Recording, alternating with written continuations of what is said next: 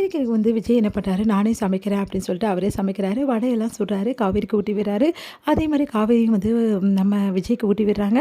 அடுத்து வந்து காவேரிக்கு வந்து ஃபுல் அண்ட் ஃபுல் வந்து கிஸ் பண்ணுறாரு விஜய். சொல்கிறாரு, என் செல்லக்குட்டி பட்டுக்குட்டி அப்படின்னு சொல்லிட்டு கொஞ்சிக்கிட்டே இருக்கார். போதும் கொஞ்சம் இந்த சீக்கிரமாக சமைங்க, எனக்கு பசிக்குது அப்படின்னு. அதான் இப்போ தான் நீ சமைச்சிட்ருக்கேன் அப்படின்னு சொல்லிட்டு சமைச்சு ஊட்டி விட்டுட்ருக்காரு. எங்கள் காவேரி கிட்ட சொல்கிறாரு, நீ ரெஸ்ட்டே எடுக்க மாட்டியா காவேரி, இப்படி தான் சுற்றிட்டு இருப்பியானோன்னே, நான் அப்படி வந்து ரெஸ்ட் எடுக்கணும்னா நீங்கள் என்ன தூக்கிட்டு போகணும் ரூம் வரைக்கணுன்னே, உங்களால் தூக்க முடியுமா என்ன அப்படின்னோடனே, உன்னை தூக்குறது எனக்கு பிரச்சனையே இல்லடி, நம்ம பாப்பாவையும் சேர்த்து உன்னையும் சேர்த்து எவ்வளோ அழகாக தூக்கிட்டு போகிறேன் பாரு அப்படின்னு சொல்லிட்டு ரூமில் தூக்கிட்டு போய் விடுறாரு. அப்போ வந்து காவேரி வந்து படுக்க வச்சுட்டு, சரி காவேரி நான் வரேன் அப்படின்னு சொல்லி சொன்னோன்னே, காவேரி கையை பிடிச்சி இழுக்கிறாங்க, என் கூடவே இருங்க விஜய் அப்படின்னு சொல்லிட்டு அப்படியே வந்து காவேரி ஹக் பண்ணிக்கிறாரு விஜய். அப்படியே கூடவே வந்து 2 பேருமே வந்து அப்படியே கண்ணை சேர்ந்து தூங்குறாங்க. அப்போ விஜய் கிட்ட காதோரமாக வந்து சொல்கிறாங்க காவேரி, உண்மையிலேயே வந்து இந்த நிமிஷம் வந்து எனக்கு வாழ்க்கையில் மறக்க முடியாதுங்க, இப்படியே இருக்கணும், காலம் ஃபுல்லாக நீங்கள் என் கூடவே இருக்கணும், அதுக்கு தானே நானும் சொல்லிட்டுருக்கேன், இங்கேயே இருந்துடலாம் காவேரி, இப்படியே இருக்கலாம் அப்படின்னு சொல்லிட்டு அப்படின்னோடனே, எனக்கும் ஆசை தான் அப்படின்னு சொல்லிட்டு அப்படியே ரொம்ப டைட்டாக ஹக் பண்ணுறாரு. போதும் போதும் நிறுத்துங்க, 3 மாதம் கவனமாக இருக்க சொல்லியிருக்காங்க, அது உங்களுக்கும் சேர்த்து தான் அப்படின்னு சொன்னோன்னே அப்படியே பார்த்துட்டு, அப்போது இப்போவும் தவிக்க விட புரியா காவேரி அப்படின்றாரு. ஏங்க நான் சொல்கிறது புரியுதுல்ல உங்களுக்கு, சரி சரி ஓகே ஓகே 3 மாதம் தானே, நான் வெயிட் பண்ணுறேன் அப்படின்றாரு. உடனே சிரிக்கிறாங்க காவேரி. அப்படியே ஹக் பண்ணி 2 பேருமே வந்து தன்னை மறந்து தூங்குறாங்க.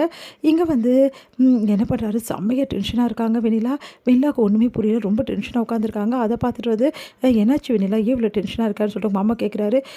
எனக்கு ஒன்றுமே புரியல, விஜய் ஏன் இப்படி நடந்துக்கிறானே எனக்கு தெரியல, விஜய் எனக்கு கிடைக்க மாட்டாரா மாமா அப்படின்னு. கண்டிப்பாக கிடைப்பாருமா, நானே அப்படி தான் நினச்சேன், ஆனால் வந்து இங்கே அந்த 2 பேர் இருக்காங்கல்ல, யாரை சொல்கிறீங்க, வேறு யார், உன் வீட்டில் ஒரு பொண்ணு இருக்குல்ல ராகினியும் அவங்க அப்பாவும் வந்து என்கிட்ட சொல்லிட்டாங்க, கண்டிப்பாக வந்து விஜயும் காவேரி சேர மாட்டாங்கன்னு. அப்புறம் என்னம்மா, நீயும் விஜயும் சேர்ந்து வாழ வேண்டியது தானே அப்படின்னு.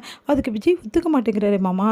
அதெல்லாம் ஒத்துப்பாருமா, அவர் நினச்சா என்ன வேணாலும் பண்ணுவார் பசுபதி, அவருக்கு நல்ல செல்வாக்கு இருக்குமா, நம்மள மாதிரி ஆள்லாம் கிடையாது, அவர் நினச்சா என்ன வேணாலும் பண்ணுவார், அவர் எப்படியாவது ஒன்று அந்த இடத்துக்கு கூட்டின்னு வரணும் அப்படின்னு சொல்லிட்டு பிளான் பண்ணிட்டாருமா, நீ கவலைப்படாத. என்னம்மா சொல்கிறீங்க, நிஜமாக தாம்மா அப்படின்னோடனே, கரெக்டாக அந்த டைமில் அன்பரசு வந்து வராரு. அங்கே வந்து அதிர்ச்சி அடைகிறாங்க. நீங்கள் எப்படிங்க, இவர் தான் மாமா என் வாழ்க்கையை வந்து கெட்டு குடிச்சலாக்குறது, இவர் மறுபடியும் வந்திருக்காரு பாருங்க, சரி நீங்களாம் எப்படி இருக்கீங்க அப்படின்னு சொல்லிட்டு சமையல் திட்டுறாங்க. உடனே வந்து சாரிம்மா என்னை மன்னிச்சிடுமா, உங்ககிட்ட மன்னிப்பு கேட்க தானேம்மா வந்திருக்கேன் அப்படி சொல்லிட்டு அன்பரசு மன்னிப்பு கேட்குறாரு. இங்கே பாருமா, ஒன்றே விஜய் சேர்த்து வைக்கிறேம்மா, உங்கள் 2 பேர் பிரித்தது நான் தானம்மா, நானே சேர்த்து வச்சிடறேம்மா அப்படின்னு சொல்லிட்டு என்னை மன்னிச்சிடுமா அப்படின்னு சொல்லிட்டு அப்படியே வந்து மன்னிப்பு கேட்குறாரு. உடனே வந்து வெண்ணா வந்து, சரிங்க நீங்கள் கண்டிப்பாக என்னை விஜய் கூட சேர்த்து வச்சுருப்பீங்களா, கண்டிப்பாக சேர்த்து வச்சிடறமா அப்படின்னாரு. அவரை நான் தாம்மா வர சொன்னேன், சீக்கிரமாகவே உனக்கும் விஜய்க்கும் கல்யாணம் பண்ண போகிறோம், அதுக்கான ஏற்பாடு எல்லாமே ஒரு பக்கம் நடந்துட்டு இருக்குது, அதுக்காக தான் அன்பரசு வந்திருக்காரு, அன்பரசு நம்ம பக்கமா அப்படி சொல்லிட்டு சொல்கிறாரு பசுபதி. அதை கேட்டு வந்து வெள்ளா ரொம்ப சந்தோஷப்படுறாங்க. வெள்ளாவோட மாமா வந்து, இதெல்லாம் நடக்குமா அப்படின்னு. கண்டிப்பாக நடக்கும், விஜயை பற்றி எனக்கு நல்லா தெரியும், விஜய் எப்படியெல்லாம் வந்து இந்த பொண்ணு விரும்பினான்னு எனக்கு தான் தெரியுமே, வெள்ளா விஜய் அப்படி விரும்பியிருக்காங்க, அவன் எப்படி விட்டு தருவா, இப்போ என்னமோ காவேரி பேச்சு கேட்டுட்டு மனசு மாறி இருக்கான், ஆனால் இதெல்லாம் நேரத்தில் கிடையாது, எப்போவுமே வெண்ணிலாவுக்கு விஜய் தான், விஜய்க்கு வெண்ணிலா தான் அப்படின்னோடனே வெள்ளாவுக்கு சந்தோஷம் தாங்க முடியல.